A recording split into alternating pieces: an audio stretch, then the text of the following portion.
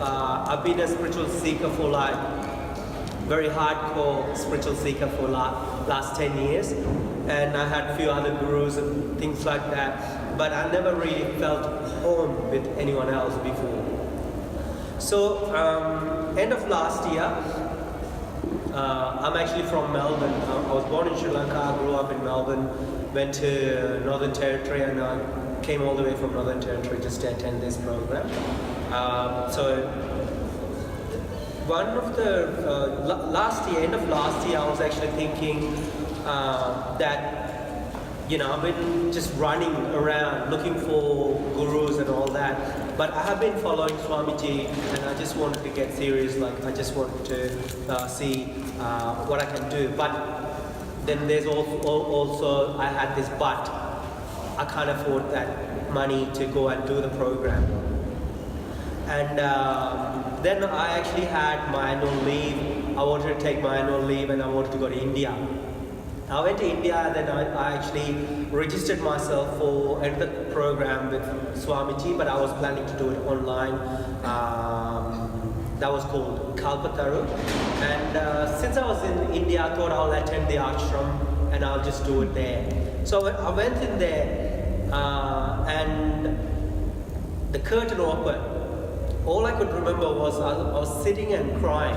I don't like, I can easily connect with people and all that, but I don't really get too emotional and all that and cry and all that. So for me, I didn't even know why I was crying. I was just crying and crying and crying. And then I realized that I was actually crying. And then I felt like sense of peace, and I felt like I was home. But then there's like a ping pong, you know, like I was thinking, no, he's going to be like all other gurus that I met, or all other people, Swamis, and all the things that I read came to my mind as well about him. So I was just thinking, and then part of me was like, no, I feel home here. I feel really connected to Swamiji. And so there's like ping pong match, like my mind was just playing all these games. And then I just stayed there, and then end of the program, I decided I wanted to just do it. Whatever happened, I'm going to do it. And then, like what they said, just create that intention, strong intention that you want to do it. And the rest will just happen. So when I did that, I didn't even know. I only had like $2,000 in my bank account. And I also have some other debts and things like that as well. So I didn't want to do it. I just told them, you know, I have all other responsibility. You are talking about integrity, responsibility and all that. I have responsibility to pay my debts. That's my first responsibility. Then when I was there was a strong urge and strong calling for me to just do that. But then I didn't know where the money is going to come. So at that point, I was talking to one of this mother, and then Ma was telling me we will sit down and do a completion session about your money. And then once I did that, suddenly I remembered that my parents actually sold some property, and then they wanted to give me some money. All this time I couldn't really even recall that. They wanted to give me some money, but I told them, no, you keep it, you know, I'm earning money, I'll sort out whatever I need to sort out here. And then I called my parents, and then my parents said, yes, yeah, it's your money, you can take it. And then they gave me $8,000 straight away. And then I still had to borrow a little bit of money. Then I called another friend of mine. And within 1 week, before that, I didn't even know that money existed. Like, consciously, I didn't even remember. And I was really struggling. And then I just came up with that money. Saying all that, I started February in engineering. What I got out from that is like, the money is nothing compared to what I got out from the whole program. The whole psychology changes about you.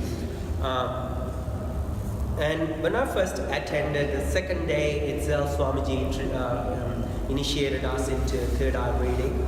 And when I was doing this third eye reading, I was seeing letters, but then part of me was like still saying, oh no, I'm just imagining, you know, there's only 26 letters, what else can you think about? And then I was just thinking all sorts of things, but I was seeing, I was actually seeing letters coming to me, like silver letters. It just comes into you.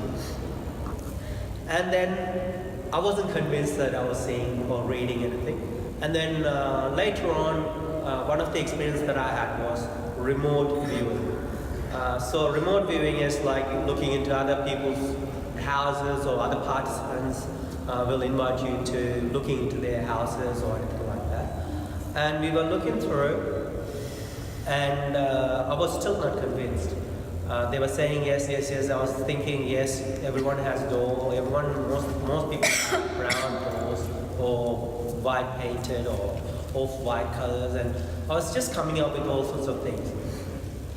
And then one of the things really convinced me was we were doing remote viewing of planets, and I chose to do Saturn. And as I was seeing everything, I was writing them down so I can check it later on and confirm. So I was writing down all the information, even all the information that I was getting. I was thinking maybe I studied at school when I was little, and that's all coming to me. That's what I'm writing down. Okay, I wrote it down. Then I asked myself, what is the temperature of Saturn? Because as you are scanning through remote viewing, you have to get all the information as much as you can. So I was asking myself, and when I asked myself, I was looking into the Krustashila. That's one of the alchemy product you will be given there.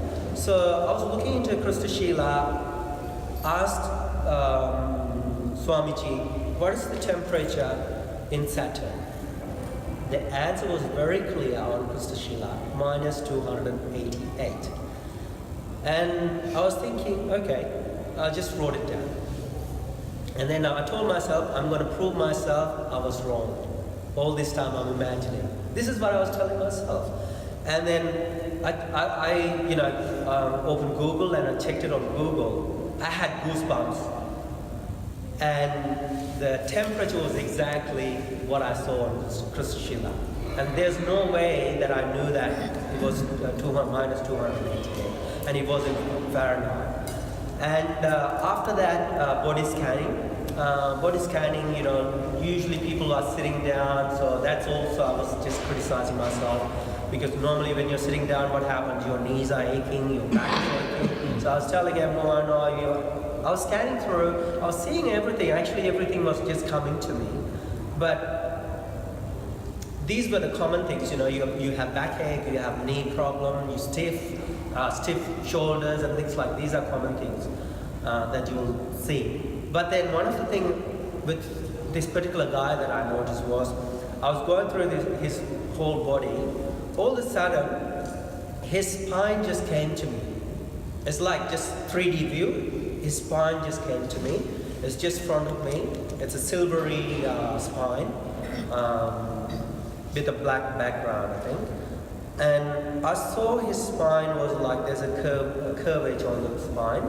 And but I didn't want to diagnose and ask him, do you have your spine, is there a curvature on your spine or anything like that. I didn't want to scare him or anything. But I asked him, do you have a problem in the middle part of your spine? And I also see that spinal disc touching each other in the middle part of your spine. This is what I saw, so I just asked him. And he said, yes, I have this problem. I was born with it. It's called scoliosis. So he said that, and I had goosebumps again, because that's exactly what I saw. And after that, I was really convinced that I'm actually manifesting Shaktis and powers. And after that, they will ask you questions and things like that. And you look into the Krustashila or Kashaya Vastra, that's one of the piece of cloth that Swami was wearing, that they will give you a piece of that cloth, and you apply that, whatever I'm applying on my forehead, and then you apply there, and then you can see everything clearly. So we were getting answers and things like that. So I realized it's not just about that. As much as you do the completions, the powers start to manifest more and more. The completion process is very important. The more you do it, the power starts to manifest more and more. That's what I realized later on. And the coconut rolling was just so much fun, you know. Everyone rolled coconut there. You know, you just hold it there on your hands, and you wouldn't move your palm. People will just move the coconut the other way around as well. And you know, some people were moving it on the floor itself, and some people actually cracked the coconut because some people actually wanted to challenge the other person, so they were just holding it, so the coconut couldn't move. And the coconut started to vibrate, and then it just break. And these things actually happen in front of your own eyes, and then your whole psychology changes about your own beliefs. You know, before inner awakening, I've seen different things from other gurus and all that. I believe whatever Swamiji was doing as well, because I think because I have been in that environment for some time. But after me doing it, I knew it for myself. I know it, that I can do it as well. Like, I can break any barriers in my life. Like, rolling the coconut or breaking the coconut is not just about rolling the coconut or manifesting your powers. The powers were just to demonstrate you can do anything. You can bring rain if you want to. You can manifest the job that if you want to, whatever you want to. So it just shows how powerful as a human being that we are. We are not really human beings, but we are the Creator Himself. We start to realize the creative part of us that is within us. So with that, I actually realized the money that I put in and what I got out from that, I can't match that. Really. And also Swamiji gives you, like, he only knows how to give and give and give. And you can only experience it when you're with him. And we were lucky bunch there because we were only 150 people, and the one before that was almost 1,500 people. So we really had a good chance to even ask him a lot of questions, and we were getting initiation pretty much every day. So Swamiji will come and you can ask him questions, he will initiate you, and you can even ask him to heal you. A lot of things like that was happening. So if you have any question, I'm happy to answer.